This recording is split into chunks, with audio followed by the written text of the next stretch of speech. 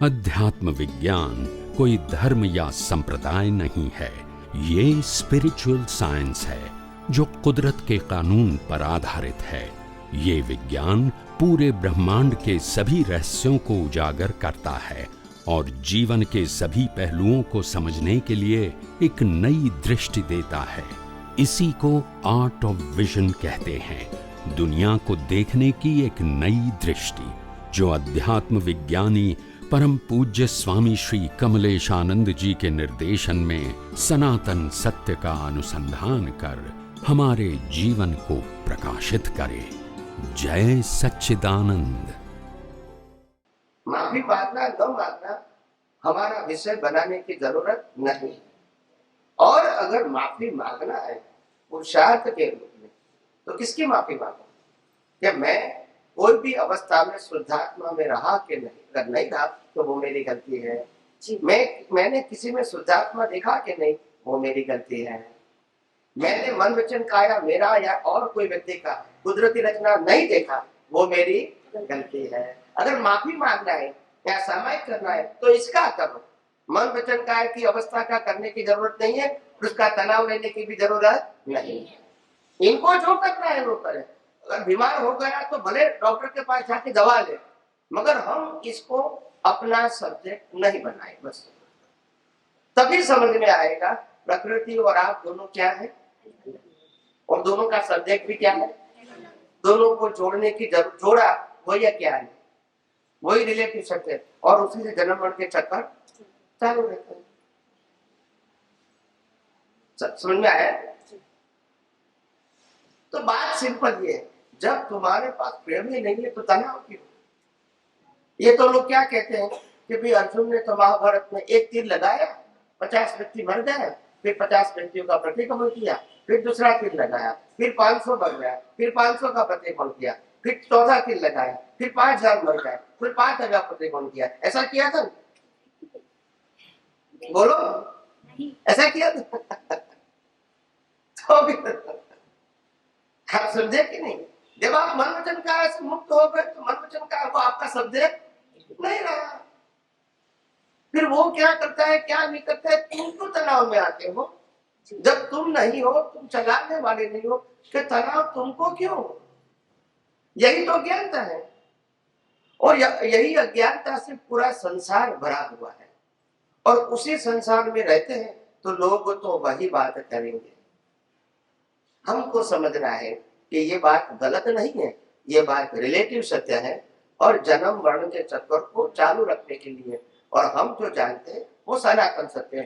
तो दोनों का मेल नहीं खाएगा। वो उनकी दृष्टि से करेक्ट है और हम अपनी दृष्टि से करेक्ट है। हम दोनों का इरादा ही अलग है। हम जन्म मरण से मुक्ति पाना चाहते हैं और ये लोग अच्छा जन्म पाना चाहते हैं। दोनों का सब्जेक्ट, तो दोनों को जोड़ने की कोशिश मत करो। दोनों का सब्जेक्ट क्या है? अलग है, तो सोच भी अलग ही होगी ना। इसमें वो गलत है ऐसा कहने की जरूरत, वो उनकी दृष्टि से उनकी सोच और हमारी दृष्टि से हमारी सोच सही है। अगर भगवान ने सब कुछ त्याग कर दिया, घर परिवार संपत्ति सब कुछ त्याग कर दिया, तो उनके लिए सही है, हमारे लिए नहीं सही है। हमारे को जरूरत है, हमारा उदय कर्म भी नहीं हुआ है, तो वो करे वो हम करे जरूरी नहीं है। सबका अपना अपना क्या है, संयोग है, उदय करना है। तो बात यह है कि प्रकृति को क्या करना है, वो हम अपना सब्जेक्ट नहीं बनाए, और इसको इतना सब्जेक्ट बनाए प्रकृति की हर अवस्था को, मन वचन काया की हर अवस्था को, हमारी या दूसरी सभी प्रकृतियों को सिर्फ कुदरती रचना ही देखे, उससे आगे देखने की समझने की जरूरत नहीं है। तो मेरा कहने का मतलब यह है कि जहां तक आप ये विज्ञान, और मैंने कहा ये आध्यात्म विज्ञान है, ये कोई व्यक्ति का विज्ञान नहीं है। आध्यात्म शब्द भी सनातन है और विज्ञान शब्द भी, ये कोई व्यक्ति का शब्द, ये व्यक्ति का टाइटल नहीं है। ये तो नेचुरल ही बाहर निकल गया आध्यात्म विज्ञान। इससे पहले अक्रम विज्ञान था, मगर मैं उसकी बात नहीं करता हूं, क्योंकि वो फॉर्मेट से जुड़ा हुआ है। क्या है, समझ में आया? वो फॉर्मेट से जुड़ा हुआ है, और विज्ञान में फॉर्मेट नहीं है, तो फिर मैं कैसे बात करूंगा? वो गलत है, वो सही है, वो मेरा सब्जेक्ट नहीं है, मगर फॉर्मेट मेरा सब्जेक्ट नहीं है, वो प्रश्न है। और जिसको फॉर्मेट फॉलो करना है वो कर सकते हैं, इसमें मना किसने किया? मेरा सब्जेक्ट नहीं है, वही मैंने बताया, वो गलत है ऐसा मैं। देखो सिंपल बात ये है, if I am healthy and I have no any physical and mentally problem, okay, और अगर मैं दवा की दुकान से पास होता हूँ जहाँ हजारों प्रकार की दवा है और अनेक कंपनियों की भी दवा है, मगर मैं वहां से पास होगा और फिजिकली मेंटली अगर मैं स्वस्थ हूँ तो मेरे लिए कोई दवा काम की नहीं है, मगर मैं गलत है ऐसा नहीं कह सकता। जिसको बीमारी है उनके लिए, मगर मेरे लिए जरूर नहीं, इतना तो बोल सकता हूँ ना, ये कोई गलती थोड़ी है। तो मैं ये कहता हूँ कि मेरे को फॉर्मेट की जरूरत नहीं है, जिसको जरूरत है उनके लिए सही है, यानी गलत बोलता है। समझ में आया? जी। मैं अपने लिए तो कर सकता हूँ कि मेरे लिए जरूरत नहीं है, खत्म पूरी बात। और जरूरत नहीं है तो मैं बात कैसे करूंगा फिर? करेक्ट? तो सिंपल बात है। और मैं जो भी बात करता हूँ आत्मविश्वास के साथ करता हूँ, डर डर के करता नहीं। ये बहन ने कहा कि मैं मेरे समझा कि आप आपका पुत्र है, मगर मैं आपका पुत्र था ही 12 साढ़े 12 साल तक दादा भगवान के साथ ही रहा था। जब मैं 17 साल की उम्र था 17 तब पहली बार मिला, और 16 साल की उम्र में मेरे को किताब मिली थी, और बिल्कुल टीनेजर से लेके यंग एज तक उनके साथ रहा जब तक वो थे। उनके बाद भी मैं रहा संघ के साथ, मगर जब ये विज्ञान मेरे को प्रकट हो गया तो फिर मैं वो बात कैसे करूंगा? वो गलत है ऐसा भी नहीं कहता, मगर मेरा जो अनुभव है और ये बात में बहुत डिस्टेंस है, अंतर है, तो मैं बात कैसे करूंगा? आप समझे? अगर महावीर का जन्म अगर पार्श्वनाथ भगवान के समय भी होता, अगर महावीर का जन्म अगला जन्म पार्श्वनाथ के साथ भी हो सकता है, पार्श्वनाथ के समय, समझ में आए? हो सकता है, हमको मालूम नहीं, मैं आपको एग्जाम्पल दे रहा। महावीर का जन्म पार्श्वनाथ भगवान या अगले तीर्थंकर जो हो गए पहले, उसमें कभी भी हो सकता है। ऋषभदेव भगवान के समय तो था ही, बराबर है, मगर जब महावीर ने जब देशना किया तब उन व्यक्तियों का रेफरेंस देंगे या वो अपना अनुभव बताएंगे? बस खत्म हो गई बात। तो मैं अपना अनुभव बताऊं या जो अभी तक सुना पड़ा है वो बताऊं? बस। अगर किसी को पसंद नहीं तो मैं क्या करूं? यस और नो? अगर किसी को अगर किसी को पसंद नहीं है तो मैं क्या करूं? समझ में आया? वही तो। और इसीलिए मैंने कहा जो भी बोलना है वो फॉर्मली बोलना है, कुछ डर के बताने की जरूरत नहीं है, क्योंकि हम ये प्रकृति को प्रोजेक्ट नहीं करते, हम सनातन सत्य को प्रोजेक्ट करते हैं जो था है और रहेगा, और वो कुदरत का है, ये मेरा भी नहीं।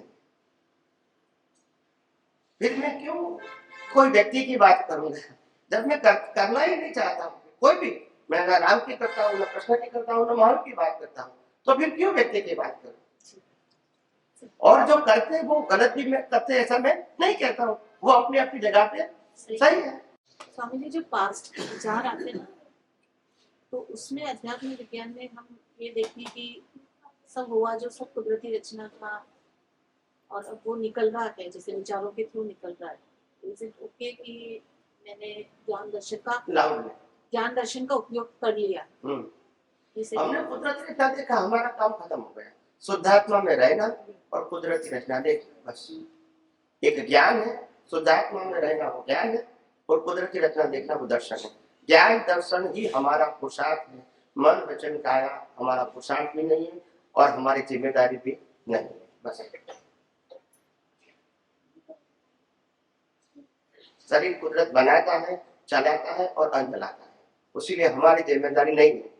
और जिम्मेदारी मानते हो वो आपका अज्ञान है, और अज्ञान का फल भी मिलेगा। क्रिया का फल नहीं मिलता है, अज्ञान का फल। आपने भी बताया कि आत्मा भिन्न है और शरीर भिन्न है। तो शरीर तो कहता है ये काम करो, आत्मा कहती नहीं करो। हाँ। हम शरीर की माने या आत्मा की माने? उनका कहना है कि कोई भी काम करते हैं तो शरीर कहता है ये करो और आत्मा कहता है नहीं करो, तो हम किसकी माने? बराबर है। सबसे पहली बात यह है कि आत्मा ये करो ये ना करो, ये आत्मा की आवाज नहीं होती है, वो आपके ज्ञान दर्शन के समझ सोच की आवाज है। आत्मा कभी करना न करना वो आत्मा का विषय ही नहीं है, क्योंकि आत्मा नॉन फिजिकल है। क्या है? जो फिजिकल होता है वो कहेगा ये करो या ना करो। नॉन फिजिकल कैसे कहेगा तुम करो या ना करो? वो तो पावर है, चैतन्य पावर है। पावर के अंदर यूज ना यूज सब्जेक्ट नहीं होता है। पावर तो पावर है। अगर सूर्य नारायण हमको प्रकाश देता है वो पावर है। अगर आप पावर में भी सो जाना चाहते हैं या काम करना चाहते हैं, उससे क्या मतलब है? वो कहेगा कि मैं प्रकाशित हूं, आप ऊपर सोलर प्लेट लगाते हैं, आप इसका लाभ उठाओ, ऐसा कहेगा? नहीं कहेगा। ये इतना प्रकाश में देता हूं, आप इसको पढ़ाई कर लो, क्यों सो गए? वो बोलेगा? उनको मतलब क्या है? उनका मतलब क्या है? प्रकाश यूज करना न करना वो आपका सब्जेक्ट है। यस और नो? तो आत्मा भी क्या कहती है? ज्ञान प्रकाश, ये उनका स्वभाव है। उपयोग क्या करना है वो आपका स्वभाव है। वो करो या ना भी करो, उसको क्या फर्क होगा? वो तो उनके स्वभाव में ही। अगर ये सूर्यनारायण के प्रकाश में कोई मारामारी करेगा, कोई चोरी करेगा, पॉकेट काटेगा या कोई दान देगा, उससे क्या मतलब है? क्या गुनाह उसको लागू होगा? नहीं। मतलब एक मिनट, मतलब ही नहीं है उसको। ये आत्मा की आवाज का मतलब आत्मा की आवाज नहीं, अंतरात्मा की आवाज है। अंतरात्मा का मतलब होता है आपका ज्ञान और दर्शन, और प्रकृति का मतलब होता है आपका उदय कर्म। उदय कर्म अलग चीज है, ज्ञान दर्शन अलग चीज है, और आत्मा भी अलग चीज है। आत्मा कभी अपने स्वभाव से चलित नहीं होता है, और ज्ञान दर्शन परिवर्तन होता है, क्योंकि वो रियल पुरुषार्थ करने वाला है। मगर वो पुरुषार्थ करता है वो सिर्फ भाव पुरुषार्थ ही हो सकता है, मन वचन काया का पुरुषार्थ नहीं कर सकते। और मन वचन काया जो कर रहा है वो कर्मों का फल है, और इसीलिए वो अपनी मर्जी से खुश नहीं कर सकते। तीनों सब्जेक्ट क्या है? अलग अलग। और हमने क्या कर दिया? मिक्स कर दिया। जोड़ दिया, और फिर कंफ्यूजन पैदा कर दिया। तीनों अलग है और तीनों अपने स्वभाव में ही है।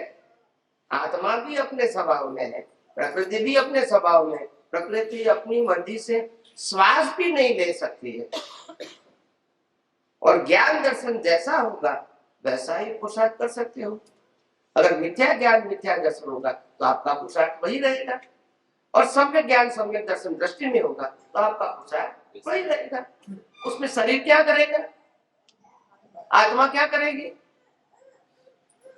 वो दोनों की हाजिरी है, वो दोनों कुछ कर सकते हैं। एक मिनट, ये भाग्यवाद क्या है? है? भाग्यवाद है ना, मतलब जो भाग्य में लिखा हुआ है। हाँ, ये क्या चीज? भाग्य का मतलब होता है कर्म। कर्म फल के सिद्धांत पे आधारित है। एक ही है ना, भाग्य कहो या कर्म फल कहो, कर्म कहो या भाग्य कहो, एक ही है। कि लोग बहुत से जो आचार्य विरोध तो करते हैं इसका। क्या? बहुत से आचार्य चाहे जैन हो या नहीं, क्या कौन करता है, वो क्या करते हैं वो बताइए। नहीं, भाग्यवाद का विरोध भी बहुत रखता है। नहीं, अरे मैं कहता हूँ विरोध वो एक शब्द हुआ, विरोध में क्या करते हैं वो बताइए आप। विरोध शब्द मत बोलिए। वो कहता है कि भाग्य वो नहीं मानते, किसको मानते वो बताइए। विरोध शब्द की जरूरत नहीं है, वो अपना व्यू पॉइंट क्या देता है वो बताइए। अगर भाग्य नहीं मानते तो किसको मानते वो बताइए ना। वो तो बहुत से आचार्य कहते हैं कि भाग्यवाद गलत चीज है। गलत चीज वो शब्द थोड़ी है। मैं कहता हूँ मैं भाग्य को नहीं मानता, उसका मतलब क्या है? नहीं, मतलब क्या है बताइए आप। नहीं मानना कोई मतलब है? क्या मानता हूँ वो बताइए ना। अगर मैं ये नहीं मानता हूँ तो क्या मानता हूँ वो बताइए ना। तो वो सब्जेक्ट रहा, वो मैं नहीं मानता हूँ तो भी सब्जेक्ट ही नहीं रहेगा। वो कहते पुरुषार्थ ही करो, वैसे आचार्य बोलते पुरुषार्थ करो, आप भाग्यवादी मत बनो। मैं क्या कहता हूँ, पुरुषार्थ करो वो भी शब्द सही है, और भाग्य है वो भी शब्द सही है, मगर दोनों अपनी जगह पे सही है। और आप इसका इस्तेमाल गलत जगह पे करोगे तो वो सही नहीं। जब आप प्रकृति की बात करोगे तो वो भाग्य से है, सही। और जब आप ज्ञान दर्शन की बात करोगे तो वो पुरुषार्थ है, वो भाग्य नहीं है, उससे भाग्य बनता है। तो दोनों शब्द क्या है? अगर यहाँ भाग्य लगा के पुरुषार्थ लगा दिया तो गलत है, और पुरुषार्थ में आपने भाग्य लगा दिया तो भी गलत है। तो दोनों शब्द क्या है? और दोनों का स्टेटस भी क्या है? एक भाग्य को भुगतान करने वाला है और दूसरा भाग्य बनाने वाला है। दोनों एक कैसे हो सकते हैं? मगर दोनों को जोड़ने की जरूरत नहीं है। एक परिणाम के रूप में है और एक पुरुषार्थ के रूप में, जिसका परिणाम नेक्स्ट वर्ग में आएगा। तो शब्द तो मैंने पहले भी कहा, शब्द तो वही रहेगा, मगर शब्द की सोच सही नहीं है। प्रश्न ही हुआ ना, शब्द तो जो शास्त्रों में लिखा है वही तो मैं बताऊंगा, नया कहां से लाऊंगा? मगर शब्द के पीछे जो मर्म है, शब्द के पीछे जो सिद्धांत है, वही नया होगा। शब्द तो वही के वही रहेंगे। नहीं समझ में आया? हाँ अभी हाँ प्लीज। क्वेश्चन है कि जैसे आपने बोला कि मैं आत्मा हूँ, है ना, और फिर ये प्रकृति है, जो बीच में जो ज्ञान दर्शन है ना, वो ज्ञान दर्शन एक तो किसका है, और मतलब वो पुरुषार्थ, जैसे अपन बोलते हैं ना कि भाव आ रहे हैं, भाव भी उठते हैं अपने आप। मतलब मैंने सोचो मैं ऐसा भाव करूँ, ऐसा भाव तो होता नहीं, अपने आप ही उठते हैं। तो फिर वो पुरुषार्थ कहाँ, मतलब कौन कर रहा है, कैसे हो रहा है वो पुरुषार्थ? जैसे आपने कहा कि भाई पहला क्या वाक्य बोला? जैसे मैं आत्मा हूँ और प्रकृति है, तो जो ज्ञान दर्शन जो आप बीच हाँ, में बस किसका है? वही। देखो मैं 5वीं कक्षा में पास हो गया, 6ठी कक्षा में गया, ज्ञान कहाँ है? फिर 36 में पास करके 7वीं कक्षा में गया, तो ज्ञान कहाँ है? तो कक्षा में इससे दिमाग में है, तो उस हिसाब से चलो। नहीं कहाँ है बताओगे तो आप? नहीं कहाँ है, मतलब वो ज्ञान दर्शन मेरा है क्या? वही मैं कहता हूँ ना, आप कहेंगे ज्ञान दर्शन हो गया, मैं 5वीं कक्षा में पास हो गई, 6ठी में हो गई, 7, तो ज्ञान कहाँ है? शरीर तो शरीर है, ठीक है, ज्ञान कहाँ है? मेरे अंदर। कहाँ मतलब? I want to need the location, not round round. कहाँ है? अंदर बताया मतलब कोई आंसर नहीं है, तो किसका है? तो वही तो प्रश्न है, मैं बता रहा हूँ आपको। मगर आपको ये उसका भी उत्तर देना पड़ेगा, वो तो आपका अनुभव है। तो वो 5वीं 6ठी 7वीं का ज्ञान कहाँ है, वो आपको बताना पड़ेगा। लोकेशन चाहिए मेरे को, अंदर है वो नहीं चाहिए, अंदर वो लोकेशन नहीं है। मैं भिलवाड़ा में रहता हूँ, वो लोकेशन नहीं है। तो क्या जैसे कोई गुण है जो कि मेरा ही, मतलब आत्मा का ही गुण है जो कि मतलब बढ़ नहीं, रहा है? आपको ये एजुकेशन में कहाँ लगता है वो बताइए, फिर मैं उसका बताता हूँ as per your understanding. Education में दिमाग में और मेमोरी में लगता है कि वो है, अंदर घुस रहा है, इसलिए फिर चला जाता है, फिर रहता है और थोड़ा भूल जाता है। बताओ मैं आपको। नहीं मैं इसीलिए लोगों को ओपन करता हूँ कि आप आपका व्यू पॉइंट बताइए। यहाँ ओपन डिस्कशन है, ऐसा नहीं कि आप आपकी बात नहीं रख सकते, सभी व्यक्तिगत है, तभी तो क्लैरिटी होगी। मैं अकेला ही बोलता रहूंगा, आपको बोलने का मौका ही नहीं दूंगा, तो कैसे बात बनेगी? यहाँ ओपन डिस्कशन है। क्या आप भी आपका जो ओपिनियन है या आप जो सोच समझ रहे हैं वो आप बता सकते हैं और उसमें भी करेक्शन कर सकते हैं। सबसे पहली बात यह है, ज्ञान दर्शन 2 प्रकार के, और वो लाइव ईगो में होता है। किसमें होता है? Live ego. ये जड़ है, ये जड़। ये चेतन नहीं है, और आत्मा चेतन है, और जड़ और चेतन के बीच लाइव ईगो है, जिसके पास ज्ञान दर्शन है। वो शरीर भी नहीं है, आत्मा भी नहीं है। इसका एक नाम है लाइव ईगो, इसका दूसरा नाम है प्रतिष्ठित आत्मा, तीसरा नाम है मिश्र चेतन। मिश्र चेतन समझते हैं? जो चेतन भी नहीं है, जड़ भी नहीं है, मगर दोनों का क्वालिटी उसमें है जी। जड़ का कॉज है और चेतन का पावर है, उससे कर्म बनता है, जिसके आधार से ये मिलता है। जी। समझ में आया?